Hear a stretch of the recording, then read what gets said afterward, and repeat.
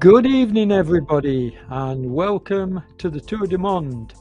We're on stage 8, the final time slot 4, and we're in Washington, DC, USA.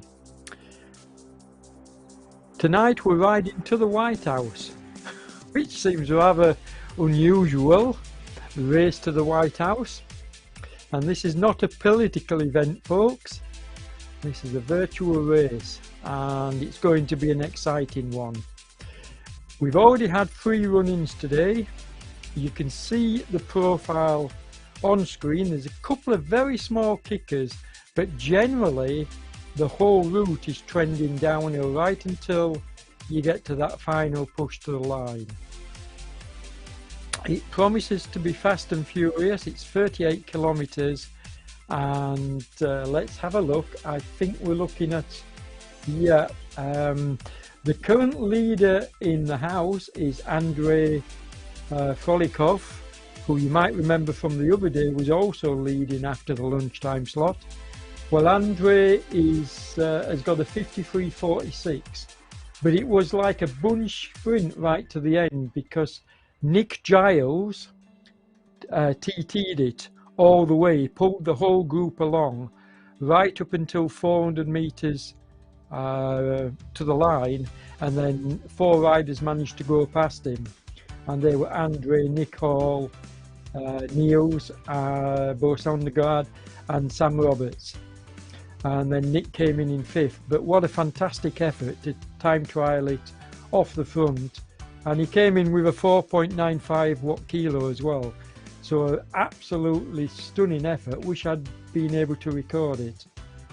So it should make for an exciting race tonight, because I think we'll see that time eclipsed by at least a minute tonight, and that's no disrespect to Andre and the rest of the guys that did the lunchtime slot, but I just think with all the big hitters we've got riding tonight, they'll be drafting and pushing off, etc. And I do think we're going to see a 52-minute ride tonight, which is very fast for 38 kilometers. Now I'm a bit under the weather again, but I'll do my best to stop coughing during the event. But I might have to go and get the odd drink now and again. Race is just about to get underway. It's going to be fast, folks. You can see it's a downhill start, and it's going to be mad from the gun. If you're not holding on at the start in these kind of events, you're going to very, very quickly find yourself dropping back.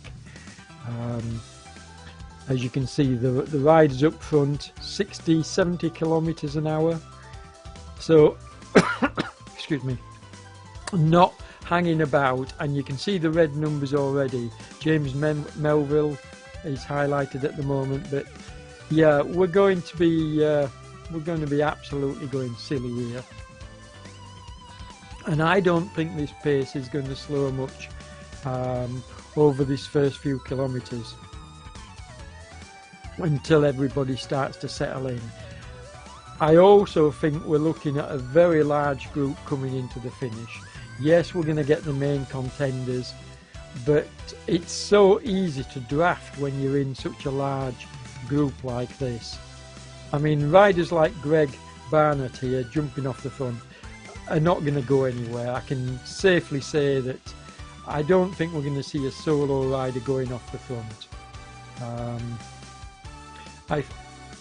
I think any rider doing so will be caught by the group, and this is going to come down to, I think, pretty much a bunch sprint at the end. But we'll see. I could be wrong. I've been wrong before, but I don't know. There just doesn't look to be anything on the profile, and you can see it at the bottom of the screen. There doesn't look to be anything there that's going to split up, you know, the big hitters, and even some of the other riders are going to be able to hang on if they're in this big draft and save energy and basically get to near the finish anyway. We might see a small group towards the latter part of the race, and the kickers could have some impact. So in my commentary, I'll let you know when we're coming to the kickers, although you're better to see on the bottom of the screen. But that's the only time when I can see this big group breaking up. I do think we'll see a war of attrition here, and we'll see riders getting distanced off the back. You can clearly see Robbins struggling to stay with the group, and you've got to do so. You've got to get in and amongst the pack. Otherwise, you're not going to hang on very long when they're going at this pace. It's hard work. I've taken part in a few races with the Flemish race series that have gone off like this.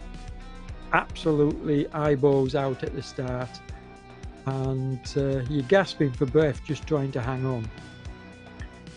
And I'm sure a lot of these riders are doing the same. They'll be just trying to get into a position where they can draft rather than having to put in big efforts. Okay, so you can clearly see now we've got the pain caves up and running. We've got 9 riders in, so my call out for more riders to take part has shown fruit, as you can see, and that's a great. And I believe we've got more than the 9 applying as well, so there's probably a few that are not showing tonight, not on the books. But more about the riders in the pain rooms. You can clearly see the names yourself, so I don't need to call them all out. I don't know, have we seen Jep Snever in the pain room before? He might be a new one. Casper is a new one. He was asking me the other day, how do I do it? So I posted the link in the Facebook forums with an easy code to copy, a tiny URL. So here's Henrik, look, with his fast cadence. And what we'll do tonight is we will focus on each of the riders in the pain cave like this for short periods of time. I do apologise for the coughing. As I say, I'm a bit under the weather again. But yeah, I don't expect much to happen in this race, to be fair. Certainly for the first half, and even then, once the attrition has taken place and they've managed to shell a few of the riders, I still think we're looking at a very large group coming to the end. I think we had something like, hang on a sec, we had something like 200 sign-ups, and I think 155 in before the start, probably more than that in now, because that was a few minutes before the start. So a huge turnout, and we are getting really good turnouts for these races, so we're obviously doing something right.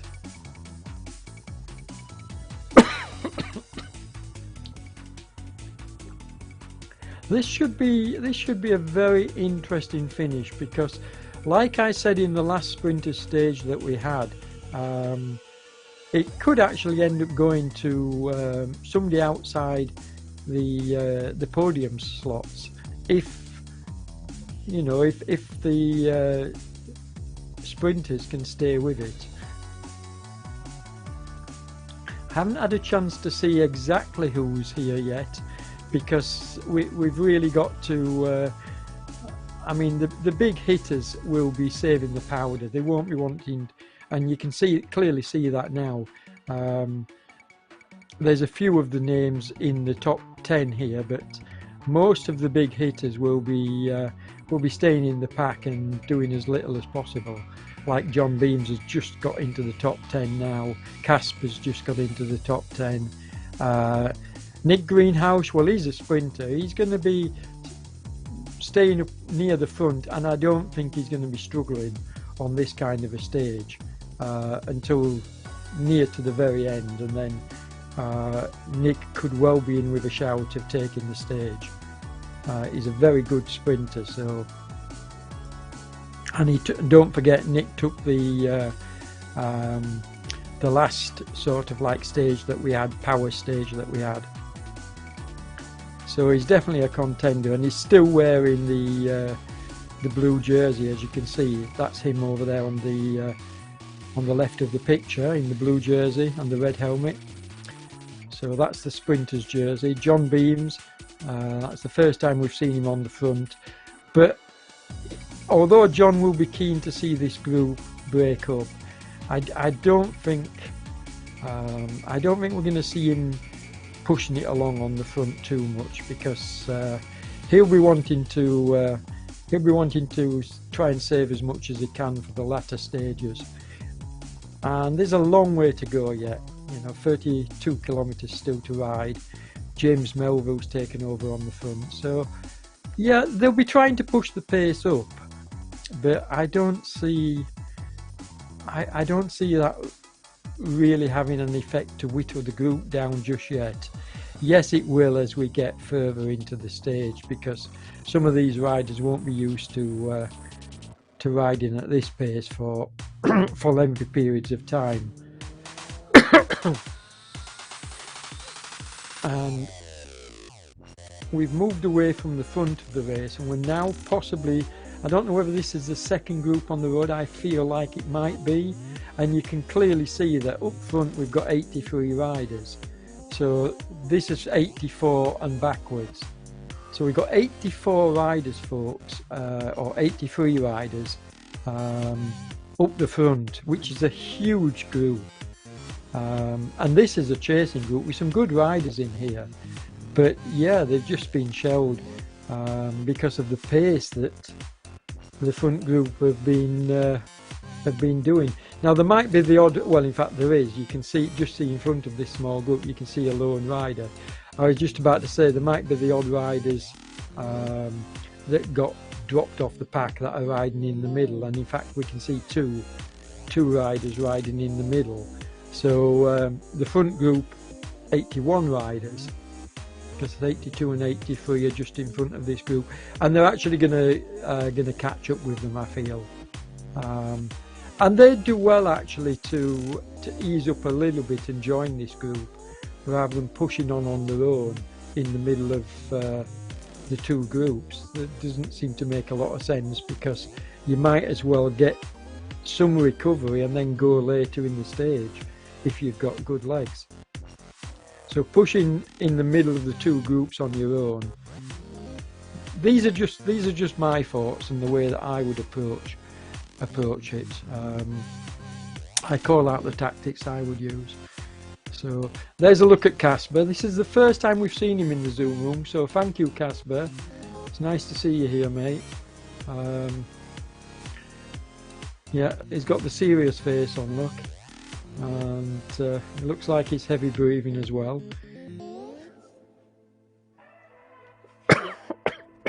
Not, oh, he is now. I was just about to say it looks like he's sitting in because his watts weren't that high, but now we're seeing him pushing, yeah, just pushing into the red there. And when you see it going red with the smaller numbers, that means it's braking. So basically another rider is causing his avatar to brake, and often you see the red numbers like at low levels, like you're doing now. That's not because he's over threshold, that's because of the braking. I wish they'd choose a different colour actually, because it would make it a lot easier to see when riders are going over threshold, when we're just glancing at the leaderboards. So if you're listening, devs, there's a request from me, your commentator. Let's have a different colour for the braking other than the same as we get for when the riders are over threshold. Just makes it a bit easier as well. Take a look at Daniel, rocking and rolling as always, but he looks good. He looks comfortable at the moment. If you can be comfortable riding this kind of a stage. And you can see him on the road in the yellow and white jersey there, Daniel. Solid rider.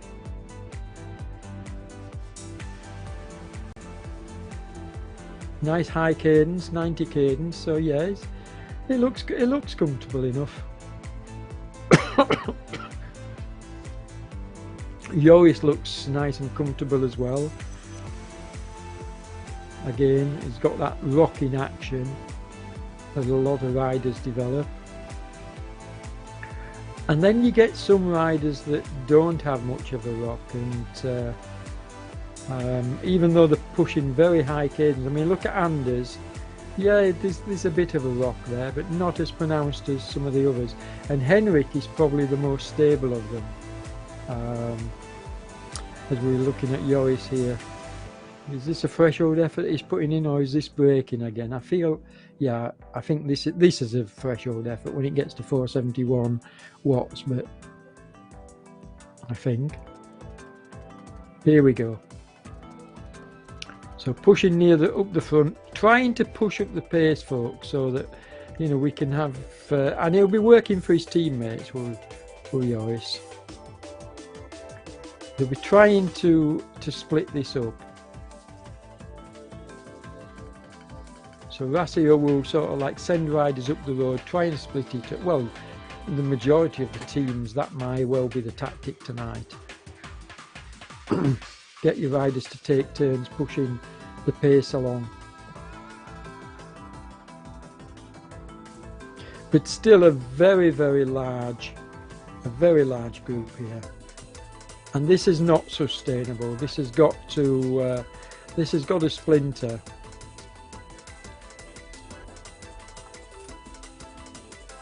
But we're 10 kilometers in, so just over a third of the distance. You can see Keith from OTR there in the middle, which is a sensible place to be.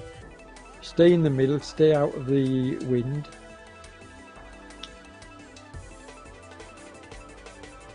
So we see Daniel once again pushing up the front.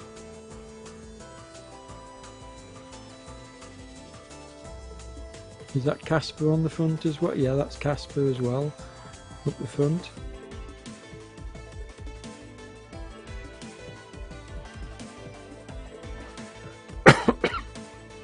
Wendy Gallagher, that's Wendy Wonder Wheels.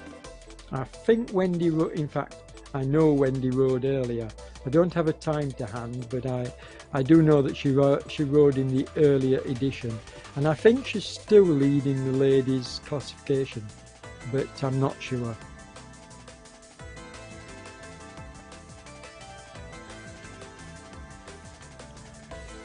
Now this is Big Nick, and Nick, as you can see, slow cadence, or grinding as I call it. Just looking at the way that he gets out of this saddle here and still keeps a very low cadence, tells me he's in the big ring here and just pushing a huge gear, which is why his cadence is low, and when he gets out of the saddle he's trying to get over the top of the gear, so obviously his cadence slows down. But yeah, he's pushing a big gear here.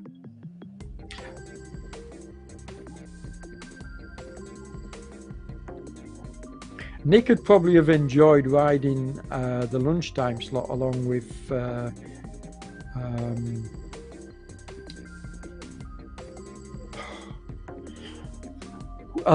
other Nick Giles. So the two of them together would probably have put in a stonking ride. I mean, Nick still did put in a stonking ride, but yeah, there might have been a chance to take the overall had they worked together. Maybe that's a thought for a later time.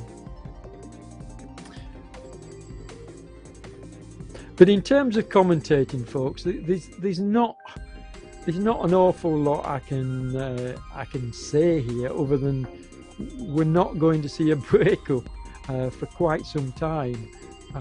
We've still got more than 40 odd riders in that front group, and yeah, we're going to lose the odd one or two off the back, but we're going to see a huge group coming in towards the final kilometers, is my prediction. As we watch the Moon Riders, two Moon Riders and one OTR, Soderberg here, Daniel Shock. It's nice to see Tim Cook riding tonight. Haven't seen him for a while, so I don't know whether he's working for his team tonight or whether this is he's riding for himself. I'm surprised to see him so far back, so whether he's working for his teammates or not, I don't know. Wendy's just telling us 1:05 was my time, and yes, she's still leading the ladies.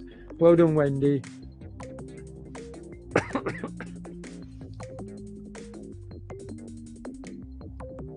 I love it when people comment. So if you can get on the feed and the stream, please leave some comments and give us something to chat about in the commentary, because stages like this, as I say,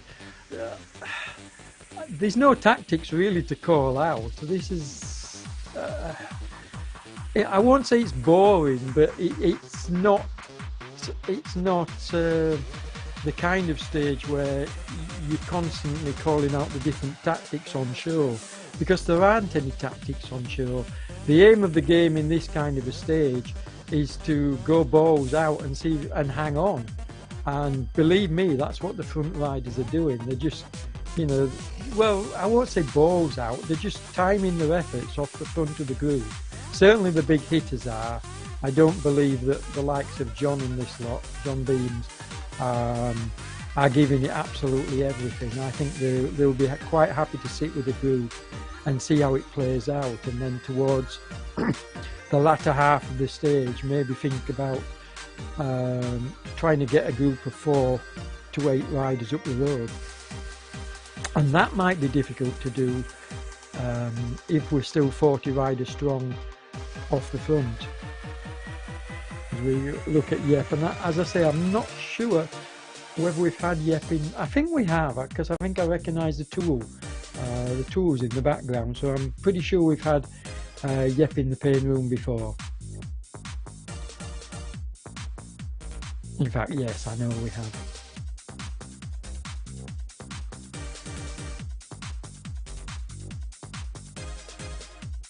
Now, Anders Jonsson, he's got a screen behind him there.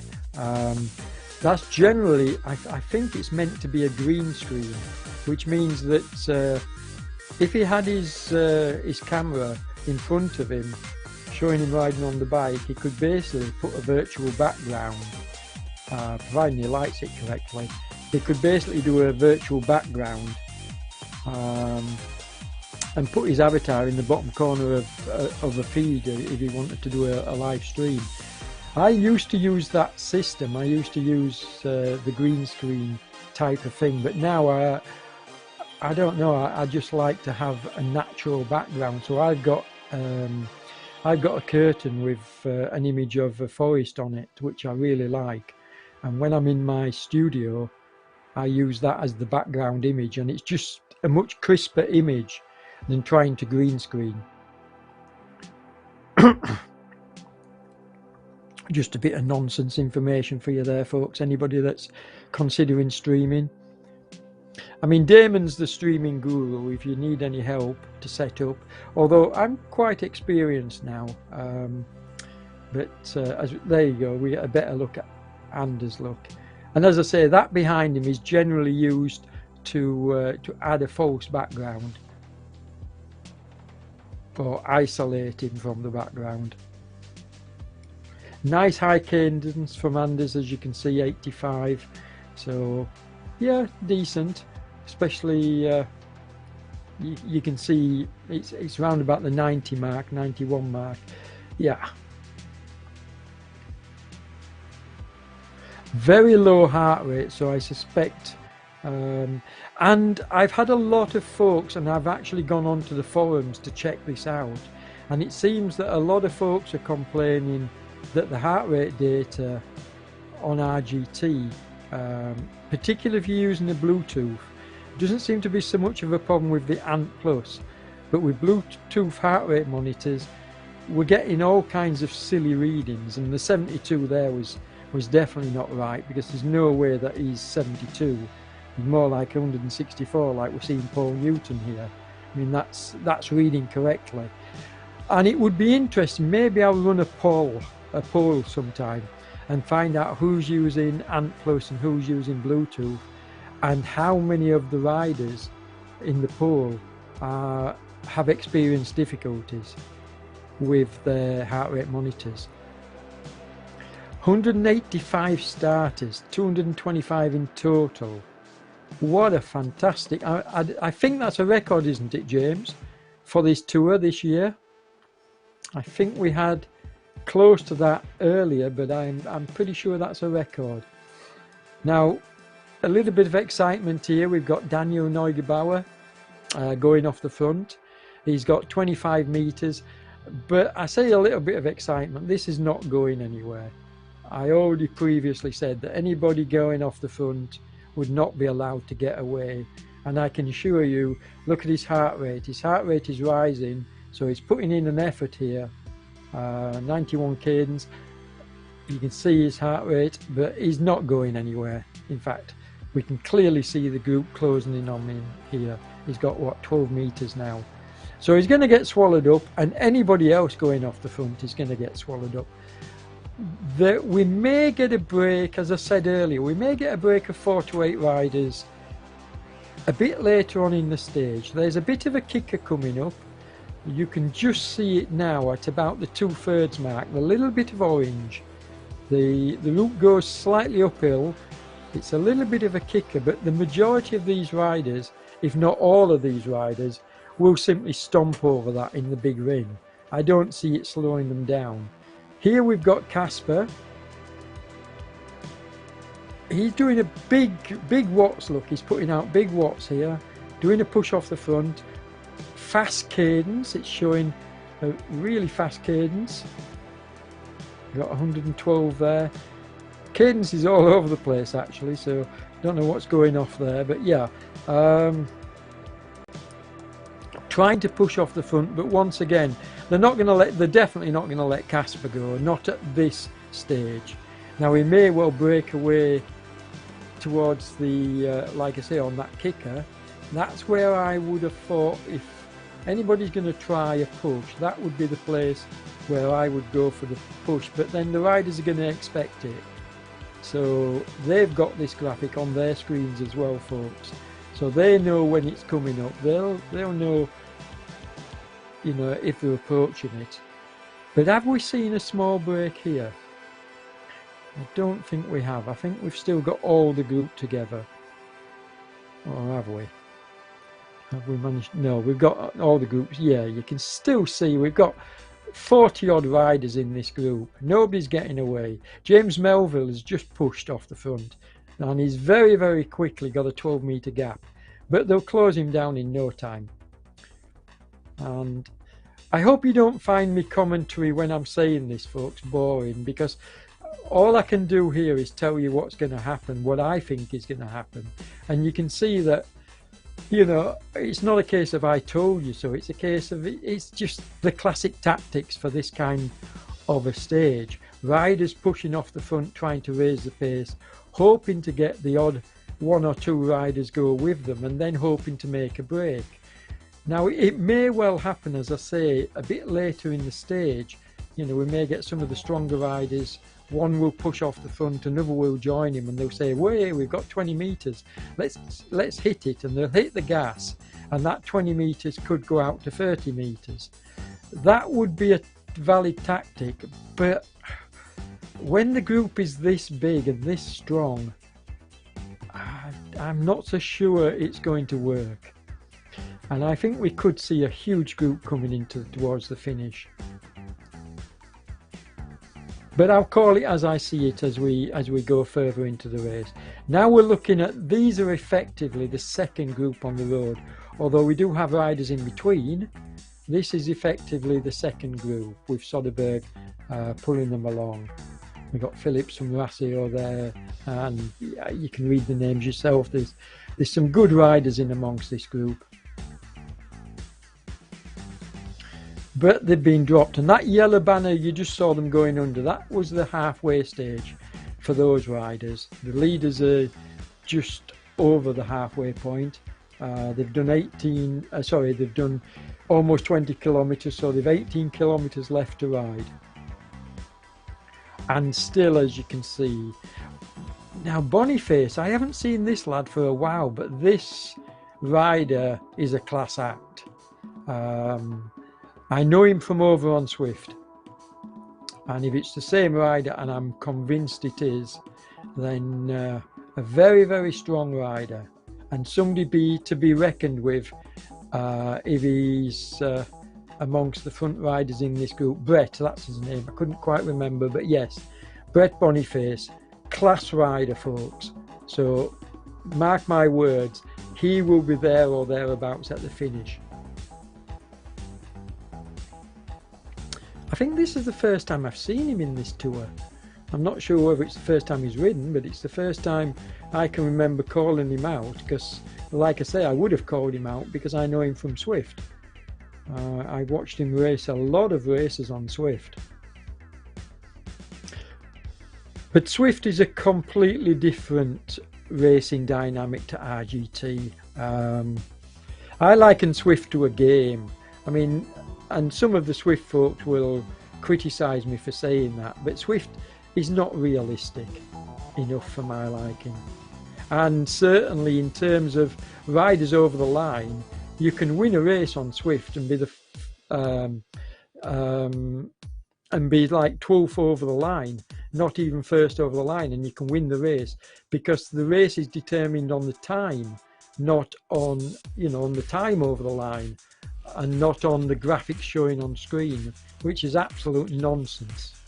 Whereas here, we announce the virtual winner immediately, and the rider you see going over the line, because this racing is server based, is the rider that wins the race.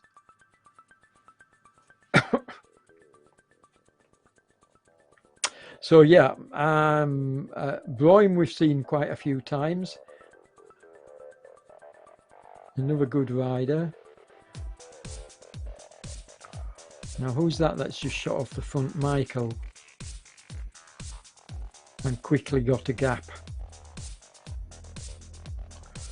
But like I say, he's not, in fact he's giving me a wave and sitting up. He's not going anywhere. There you go. Basically, I think what these riders are doing are just trying to up the average pace. Keep the pace high. They're currently doing, like you can see, 50 odd kilometers an hour. Excuse me as we highlight Michael. Now the red you saw there was him, was the braking dynamic. And as I say, Debs, if you're listening, get that changed. Make it a different colour so that it can stand out but not be confused with going into the red in terms of a above threshold effort. There's Nick, look, nicely tucked in 12th place. Sensible riding from Nick. Greg Barnett doing another pull off the front with his teammate here. Holtz is his teammate, and Greg's a solid rider as well. He'll be trying to lift the pace. Paul Newton, the Team 3R rider, also trying to raise the pace. And there's another OTR rider shooting through. Tim Cook, in fact. No, sorry, we're looking further back. I apologise. I did wonder because Tim was quite a way behind earlier on.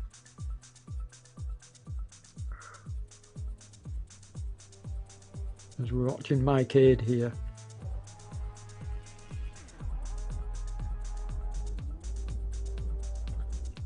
But the riders up the front of the race are just about to approach that kicker.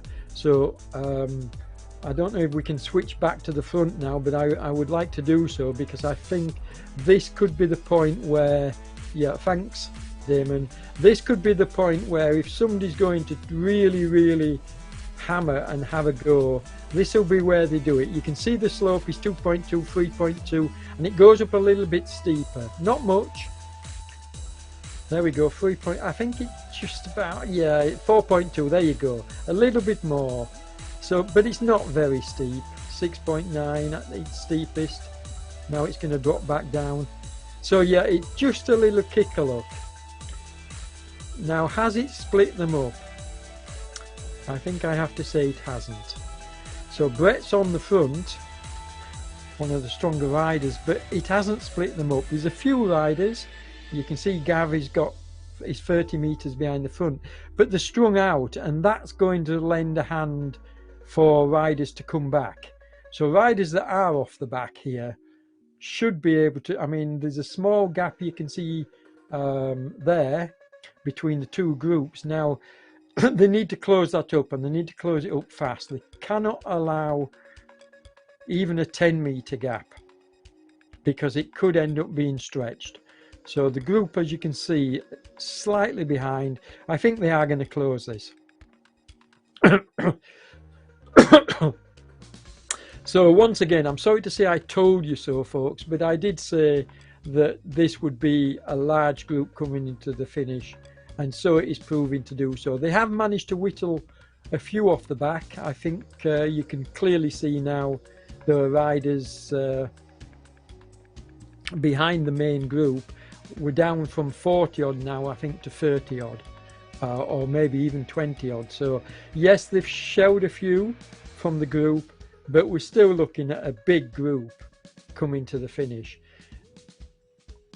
Now here you can see we've got Kurt Pedersen and his teammate Greg Barnett pushing the not his teammate, this is his teammate Casper. They're pushing off the front, trying to get 3 or 4 or 5 or more riders away, trying to break this up, and they really are trying here, folks, to break it up, but it's not happening because the group behind,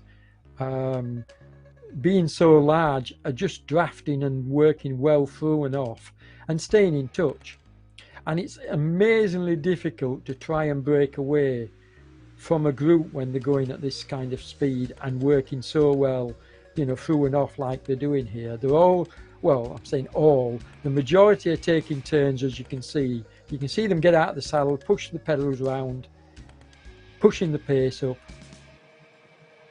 And it looks like the majority of them are taking an equal turn as well to do that. They might not be pushing off the front, but you could see, as you saw the pink rider there, they're basically lifting the pace and pushing, lifting the pace and pushing. And that's having the effect of keeping the pace high. And they're going to lose a few more riders. There's going to be a few more riders not going to be able to sustain this. But we're still looking at a very large group.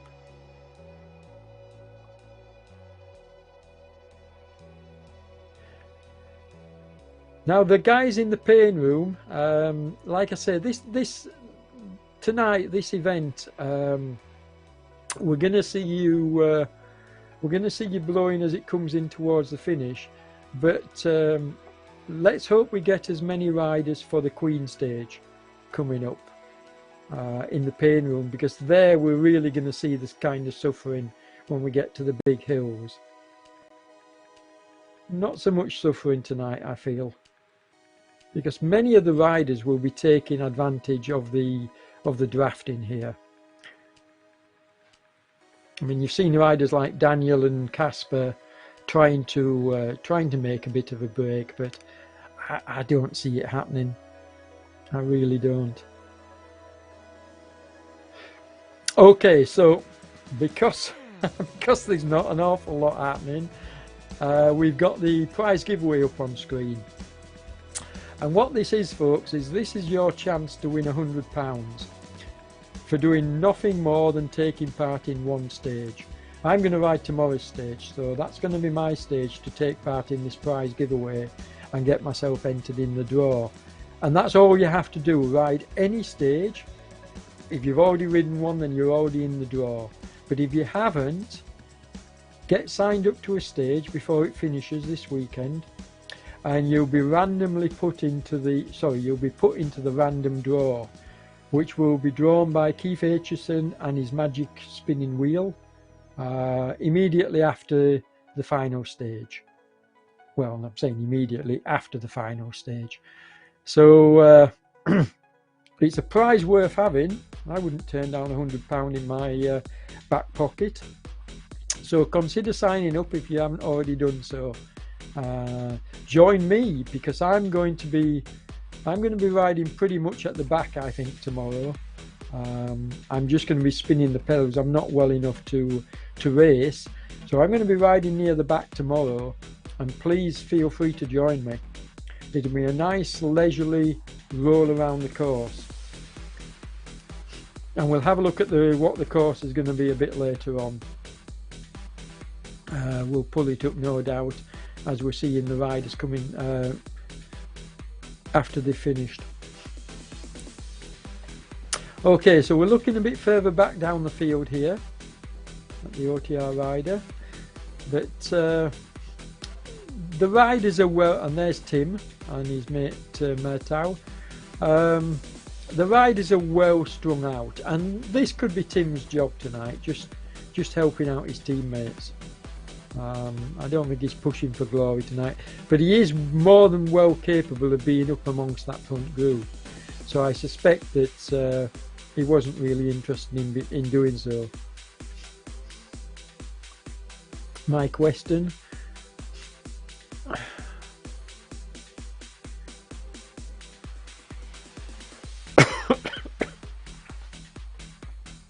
So as you can see, still a very large group up the front.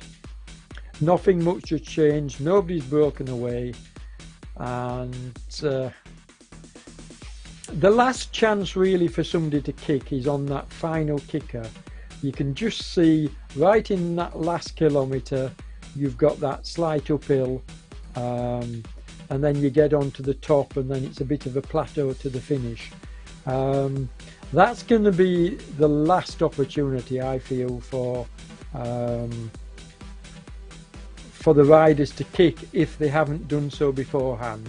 I still think we're going to see a couple of the riders up in that front group trying to break it up. I'm not sure whether it will work or not. We'll have to wait and see. As we watch Kevin Pedersen pulling off the front.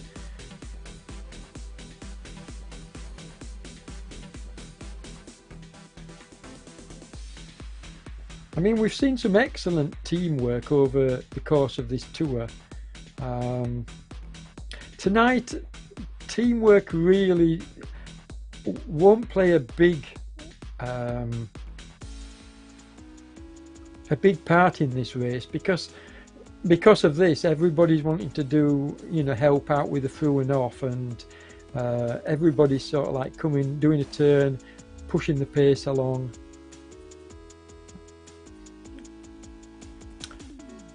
It's Kurt Pedersen, yeah. Sorry, not Kevin.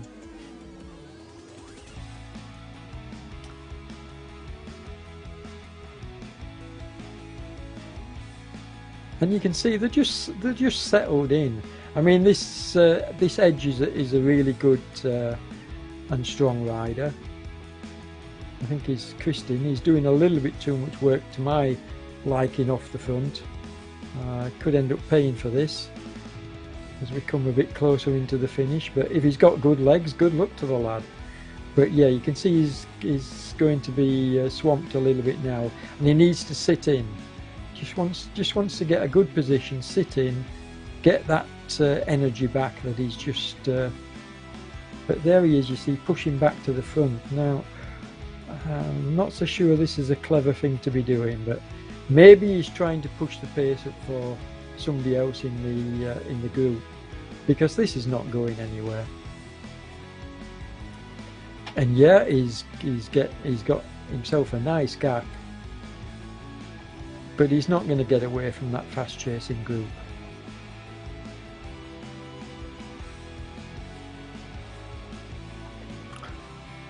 And watch him try and prove me wrong. He's probably listening and thinking, I'm going to prove you wrong tonight, Derek. But no, I still maintain, I don't think this is going anywhere. Even, I think he's got 30 metres now, but I still say it's not going anywhere. As we watch further back in the field, riders lower down.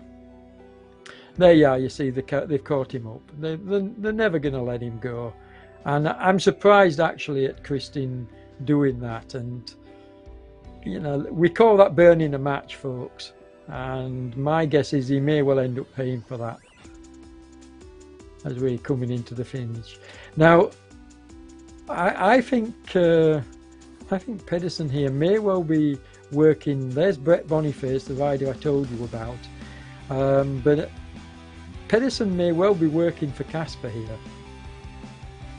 Could be some kind of a team tactic, so I don't know. We're on the slightly downhill section now, so it's pretty fast. I don't know, James. I'm very reluctant to call this tonight because I genuinely think this is just going to be a balls out sprint at the end. I don't think it's going to be a lead out. I think it's just going to be balls out, you know, with the guys. And I think it's going to be another one where I'm going to struggle as a commentator to see who goes over the line first. I think this is going to be dead tight. I think this is going to be hundredths of a second like we had on the last sprinters stage I commentated on. I mean, that slight kicker at the end, if you remember, the last sprinter stage was almost identical and it didn't seem to make a lot of difference because it's too short and it's too near to the finish. I don't know. I'm not calling this. I'm definitely not going to call it because any one of the main sprinters could take this stage, and I think Brett Boniface will be there and there because I do know he's a very strong rider if they take him to the finish. And this is the first time I've seen him out and about, and he's got pedigree. So we shall see. That could be a tactic as well, Wendy. And to be fair, you know, if you finish in this main group, what are you going to lose? You're not going to. We saw the other day when I covered the other sprinter stage, the top 30 were within 1 second of each other. So you can afford to sit in the group and you're not going to lose time. I mean, the likes of John Beams are going to want to push for the stage, aren't they? And Nick Greenhouse certainly, because he's got the jersey. But there's no need for them to do so. They don't have to. They can quite happily sit in this group. And my guess is there'll be almost no seconds between the first and last in this group. I think we're looking at another stage where it's microseconds. I hope I'm wrong because, you know, it would be nice to see a lead-out train. It would be nice to see something different, but I just don't see it. I've covered too many of these kind of stages and they're almost all finished the same.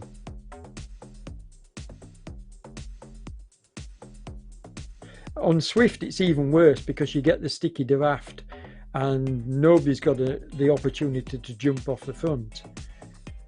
At least here on RGT, if you put in an above threshold effort, you do get a gap. You can see John is I won't say he's comfortable, but that's definitely not. I mean, did you see the stage I recorded the other day where he was absolutely gasping for breath, couldn't get the air in, and he had to sit up. I mean, he was on the downhill, so he sat up and was breathing heavy. He's not looking in that kind of discomfort here, so I suggest that he's comfortable, if you can be comfortable racing in this type of a race. But yeah, John looks comfortable. Daniel even looks comfortable, and his heart rate suggests he is, because don't forget, earlier in the race his heart rate was up in the 165, 166. So Daniel's comfortable as well. And this is why I love heart rate when it's working, because it does give you a good indication of when the riders are putting in, you know, stronger efforts. And John Beams is on the front now, but like I say, there's no real need, and he doesn't look uncomfortable. There's Daniel as well. Daniel doesn't look uncomfortable, and Daniel was off the front. So yeah. In fact, I would say that, and Henrik just looks cool as a cucumber. I would say these riders are waiting for this little kick that's coming up now, and then maybe somebody will have a shot. 2.5 kilometers to go for the leader. Yeah, no time gaps, you see, even further back. So, and that's the sad thing about stages like this. The sprinters don't gain any time back because it's microseconds. So a sprinter's never going to win the tour, that's for sure. Not that you'd expect them to, but then, you know, the power riders may well have a shot, but the sprinters are never going to win this kind of a tour because all the points are gained in the mountains.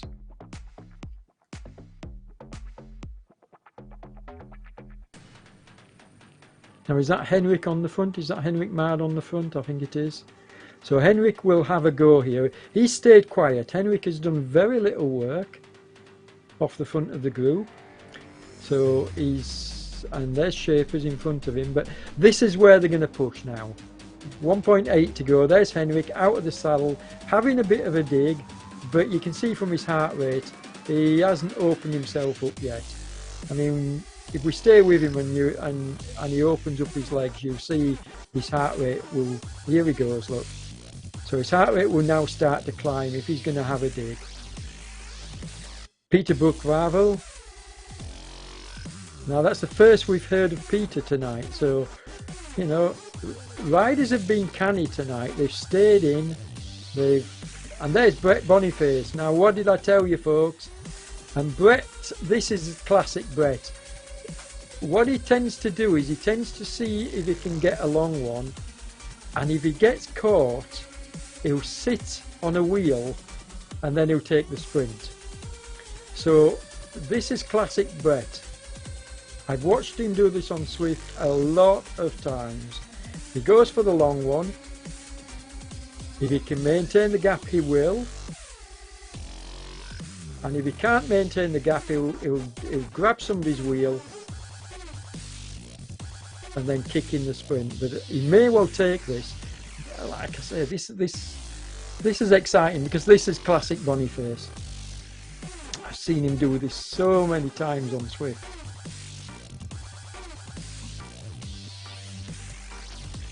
And I did call him earlier on tonight. I did say that he was definitely, in my mind, the main contender for the win. And he's got it. They're not going to catch him now.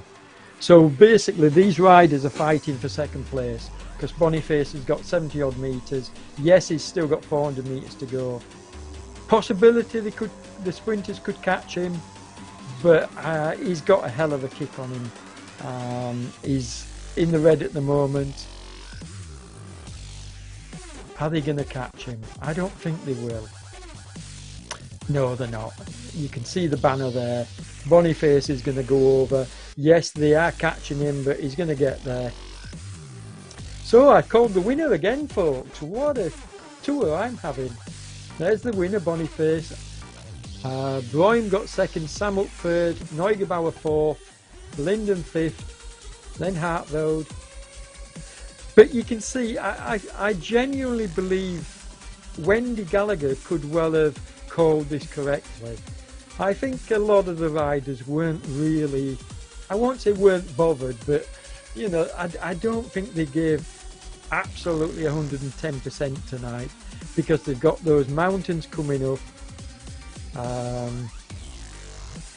And I think they're going to want to battle it out when time matters and not waste efforts on, I'm saying waste, it's never a waste, but not use efforts overly much on this kind of a course. Wow, I'm pretty excited. I'm pretty stoked that I've called the winner once again. I mean, I did say I wasn't going to call a winner, but I did earlier on in the race. I said, "Oh, Boniface is in the leading group at the end, then he'll probably take the win," because I know him. I just know his tactics. Anyway, well done. It's not bad when you can come across and take a win in your first stage. I think it's the first stage that he's ridden of this tour. As we watch Tony Simmons just go over into the line here, and we're watching the other riders coming in. So now you've got top 30 on screen, folks, and you can see the likes of Greg Barnett, Casper, Kristen Edge, you know, are all way down in the 20s, but look at the time gap. You know, absolutely nothing really.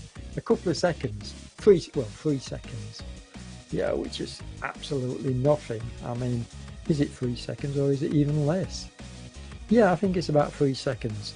So yeah, John lost to 1.9 seconds. So John lost 1.9, Casper lost 3.7. So yeah, you're only talking a couple of seconds, and that can be made up so quickly and so easily in the hills and mountains that a stage like this doesn't really have a bearing on the overall. Now, one thing I didn't do was, where did Nick finish? Nick Greenhalgh, he finished 11th, losing 1.8, but who finished in front of him? None of the other than Daniel and Samut, none of the other sprinters really have taken time out of, because 1.3 for Daniel, 1.2. Yeah, none of the other riders have really taken any time. 0.6 of a second out of, at most, out of Nick Greenhalgh. So as we see Keith from OTR on the road coming in. So yeah, Nick is hanging on to his blue jersey. Of that there's no doubt. He won't have been worried.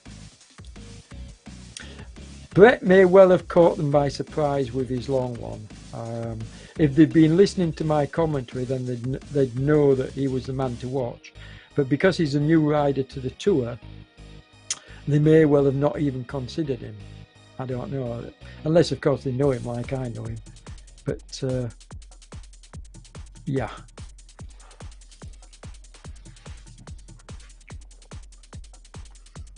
And this is one of the reasons why I say I have a lot of experience when it comes to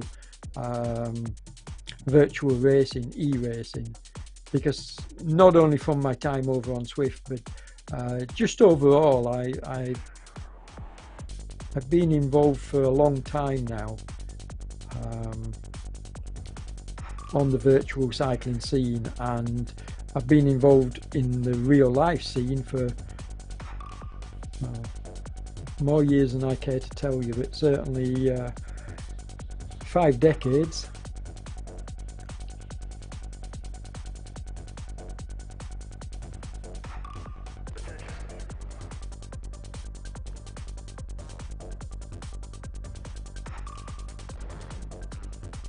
So I don't think we'll be hanging around too much longer for all the riders coming in. But we have got a large number. We've, like I say, we had 185 riders in this race. 225 signed up, 185 were on the start line. And I'm pretty sure that might be a record. But fantastic numbers. I mean, this tour is just going from strength to strength. And we've still got the, I won't say the best, but we've still got the Queen stage to come. That's Mount Fuji, I believe. We've got another stage tomorrow night, Wednesday. Then another stage on Thursday. Then we get the rest day Friday. And then we've got Saturday and Sunday. One of them's a mountain and one of them's a hilly stage. So it's going to be a tough weekend for the riders. They're going to certainly look forward to the rest day. And we'll pull up on screen and show you tomorrow's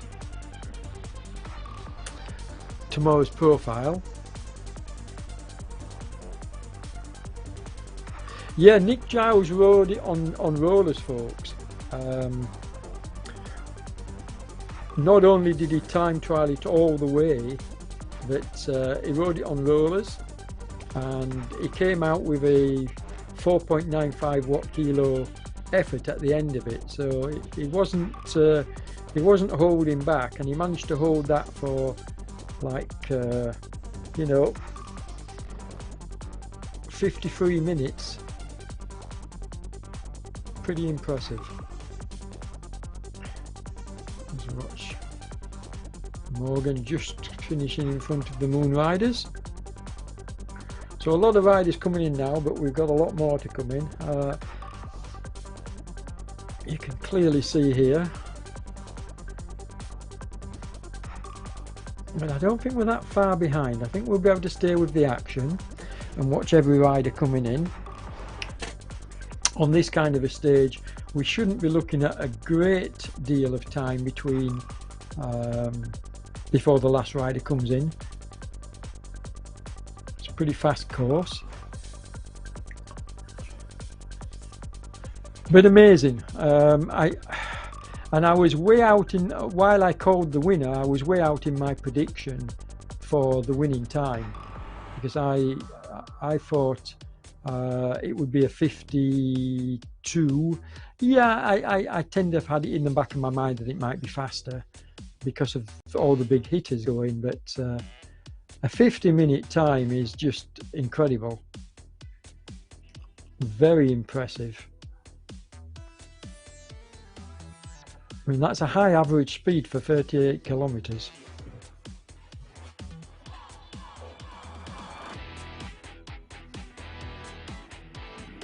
But that's what happens when you get riders pushing the pace, as we saw. Almost every rider in that large group was pushing the pace along, taking a turn, doing a spin through to the front, pulling it along. And so your average pace does tend to be high on these kind of courses.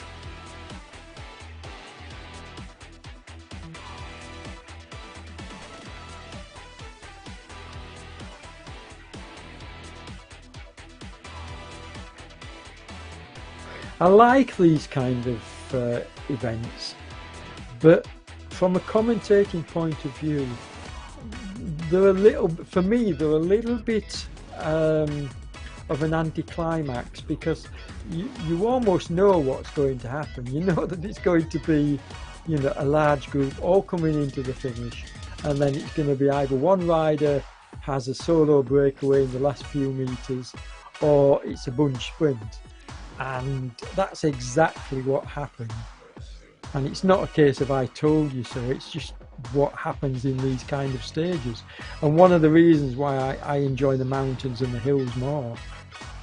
Peter Austin had a connection failure. Domestic duties for Peter tomorrow. So unlucky, Peter. I'm sorry to hear that, mate. But you're not alone.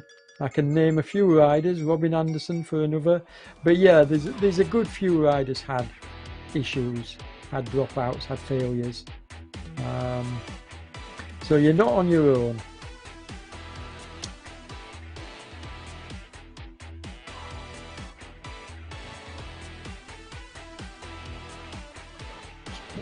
Let's watch two more of my teammates coming over the line, and Caroline and Holly Larson.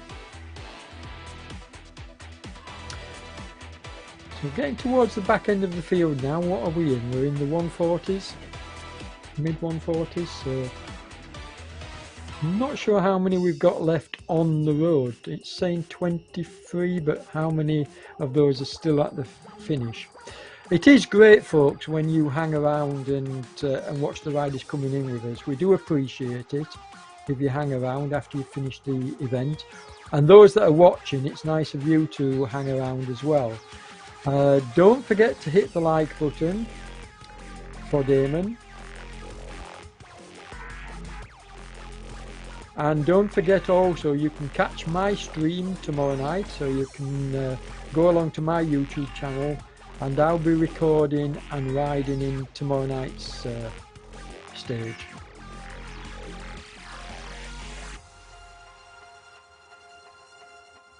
Well, either tomorrow night or for just thinking about it, I'm doing a ZMS broadcast Thursday lunchtime, so I would actually be free Thursday evening. So I might have a look at Thursday's course as well and see which is the better, Wednesdays or Thursdays. Now there's a thought, I never thought about that. So yes, I could well be riding either tomorrow evening or Thursday evening. But that would mean doubling up on Thursday, doing commentary at the lunchtime slot and then doing recording and covering it in the evening. We'll see. And then at the weekend, we're covering, we being ZMS, are covering the lunchtime slots for both Saturday and Sunday.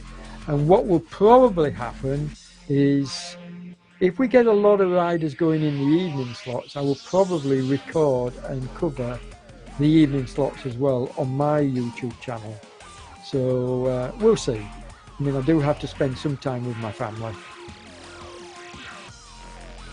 But I'm quite excited to see the end of the tour, and if some of the big hitters go in the evening session rather than in the daytime session, I may well stop and record it. But it would be nice if all the main contenders ride the lunchtime sessions on Saturday and Sunday, and then we're going to get, we're going to know the winners then.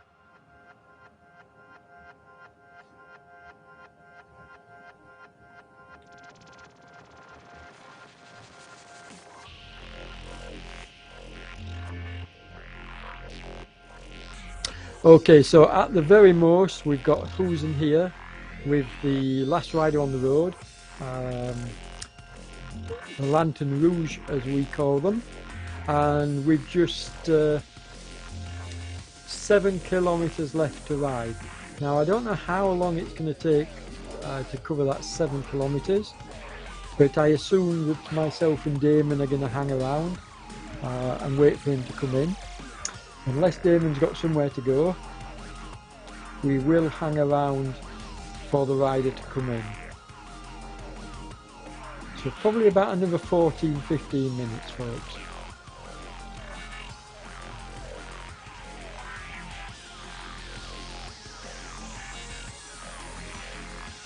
I know on my own streams there's been a couple of times this week, well, I'm saying this week, last week, because we're on Monday, aren't we?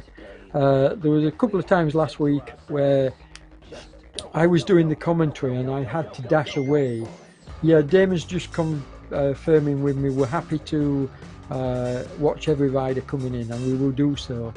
But sadly, during my own streams last week, I had to dash away on 2 occasions, and that's purely and simply, folks, because I was doing 2 broadcasts. I was doing the ZMS broadcast and I was doing my own broadcast later in the day, and I did have to spend some time, as I say, with my own family. So if I do dash away and not finish watching all the riders come in, that's generally the reason why, because I'm having to spend some time. And sometimes it can be just as simple as wanting to get something to eat before I'm busy again. Okay, what we're going to do now is while we're waiting for these riders coming in, let's see what we got. Yeah, we're going to pull up the map, I think, and show you tomorrow's stage. So here we go. Tomorrow, Dover to Calais. So we actually get to ride through the tunnel, or the channel as it's called. So this is the flat section, and this is going to be absolutely pan flat, folks. There's going to be no we start off at altitude, we drop down to the channel, and you can see the marker here. We come out the other end of the channel and then we climb, and it's a bit of a climb.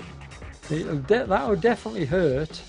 So there's that bit of a climb at the end. I mean, there's only 292 meters of ascent in this stage, but it is a long one at 53 kilometers, and that might be a bit too much for me tomorrow night, so I might do Thursday. I'm not sure. I'll need to have a look and see what Thursdays is. So this looks like an exciting stage. I think it's going to be one for the power riders. It's definitely not a sprinter stage. I think it's going to be more one for the power riders, to watch Stephen Elliott on the road coming into the finish. with one of my teammates. Yeah, but 53 kilometres, that's going to be a good outing for most folks, and yes, it's flat and fast once we get into the tunnel. There's that downhill section to get to the tunnel, so that's going to be fast as well. It could end up being a pretty fast affair again, but I think it's going to suit the power riders as opposed to the out-and-out sprinters. But I still think you're going to see a large group. As we watch go, Nicky trying to take my colleague Mr. Elliott on the line, and I think he's going to do so. He's putting in an above threshold effort here to cross the line, and there he goes. And there's Stephen.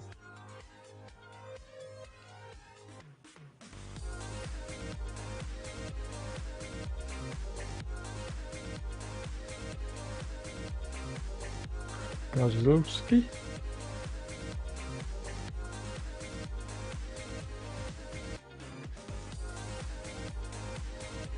Coming into the finish, nice low heart rate. I think this is Tony van der Berg.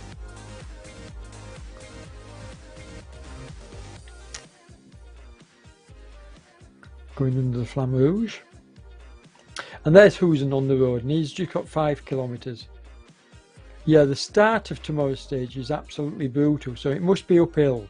It must be an uphill start. So yeah, like I say, it's probably one for the power riders, because the power riders will probably push really maximum effort up the start, and then they'll take recovery on that downhill, and then once they're in the tunnel, they'll just go hell for leather. That's my take. I don't know.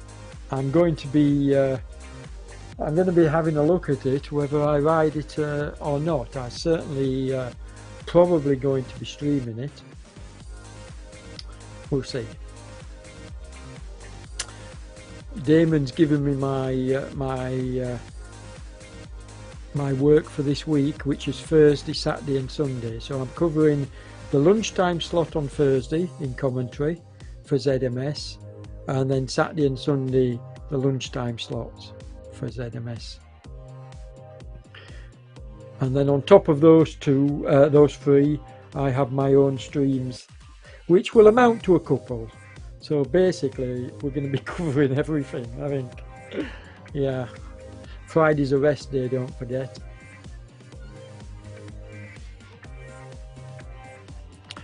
And I think the riders will be ready for a rest day prior to the weekend, because the Queen stage is absolutely brutal. 2,000 meters of climbing. Yeah, if you can run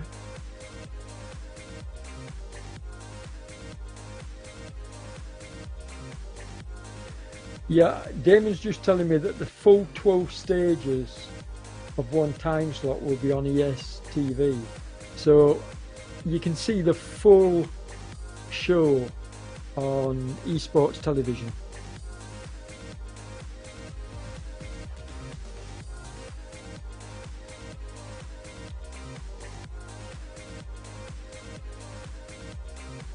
It's turning into a very exciting stage, not stage, tour, with what we've got to come, because it's not over by any means. In fact, it's far from over, and I genuinely think we're going to see positions swapping around as Damon brings the teams up on screen for you. And that's another competition which has been going extremely well, the team competition. OTR are by far and away the overall team with the most members. I think we've got 6 in this, then we'll count, that's 3. That's 3 so far. I think we've got 6 teams in this. That's 4. There's Wendy, look. Wendy Wonder Wheels. There's 5. So is it 5 or is it 6? There's Holly Larson in that team. No, it's 5. So OTR have got 5 individual teams in this event. As we'll look at the Moon Riders. I think they've just got the one team. And you've got Pokemotion. I think they've just got the one team in it. Obviously you've got Rasio Racing. I think they've got two. I could be wrong, but I think they've got two teams in it. You've got Team 3R. Well, I can't name all the teams, but yeah, obviously you can have a look at the team competition in the forums, but it's been a very, very good competition. And again, that could all switch around in the next few days with these hilly stages we've got and the mountain stage.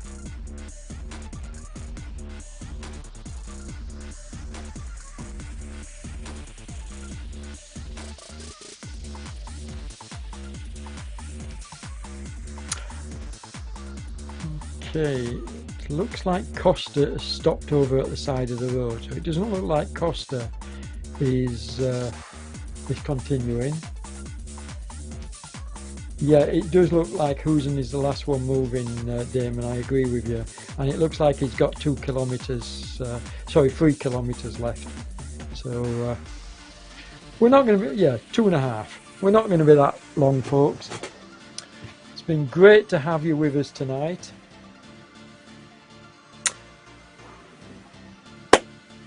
It's been an enjoyable stage, but a little bit of an anticlimax because obviously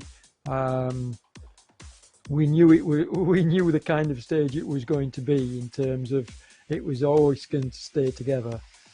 And but a good win by Brett Boniface, I'll say once again. I called him out when I saw him in the lineup and said he was a rider to watch because of the tactics he uses. He tends to sit in. You know, we never really called him much during the race because he's got enough sense to stay off the front, save his powder, and then he generally tries to go for a long one. If the long one doesn't work, then he'll grab a wheel and sit on a wheel, and then he's got a heck of a kick when it comes to sprinting. So, but he pulled it off. He pulled off the long one tonight. He went with about a kilometre, 1400 metres to go, and was never seen again. So yeah, good tactics by Brett, a good win.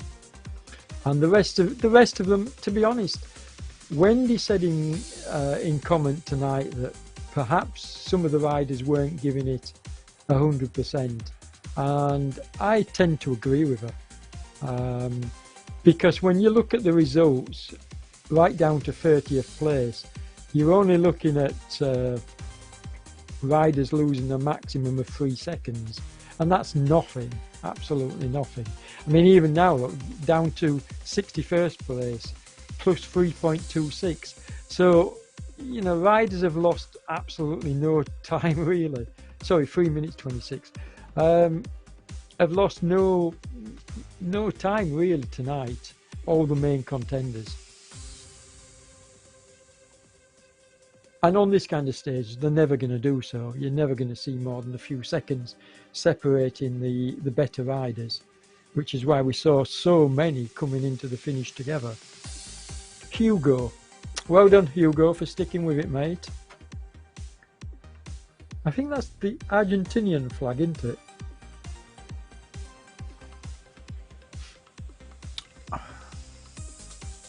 One of my friends has spent Christmas home in Argentina, and he's back now, so one of my climbing partners.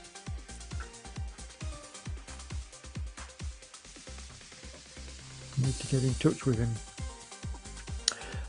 So we're going to wrap up once Husen comes in. We'll run the map for tomorrow once again for you, unless Damon wants to run it now, and then we can wrap it up as... In fact, yeah, do that now, Damon, if you're listening. Run the map again. Here we go, folks.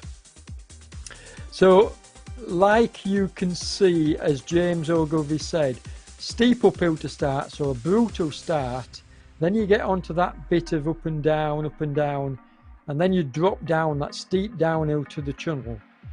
And here you can see the reason it's blue on the map is we're actually inside the channel here, the Channel Tunnel.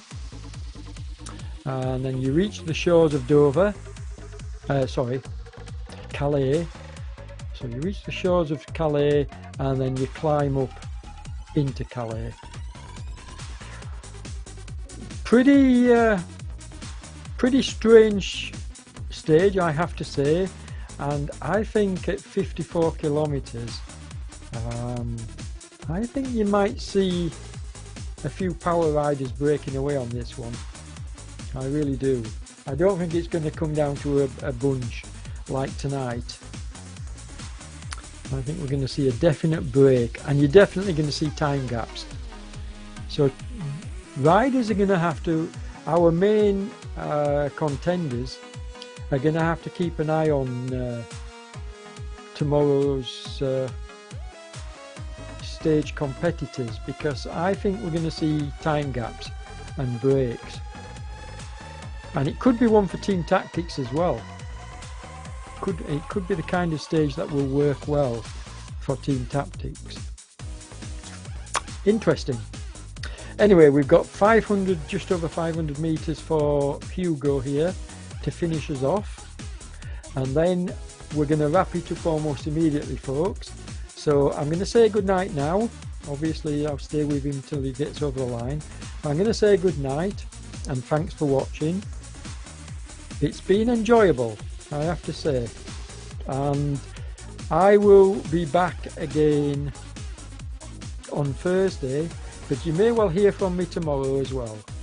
So check out my YouTube channel if you haven't already done so. Give me a like and a subscription if you're not subscribed. And all that remains to do now is to watch this final 250 meters. Hugo coming into the line, and say good night and thank you. Stay safe everybody, and we'll see you back with ZMS on Thursday.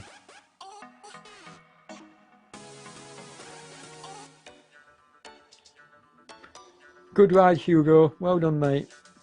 There you go. There's the line. And that's a wrap, folks. Good night and thank you.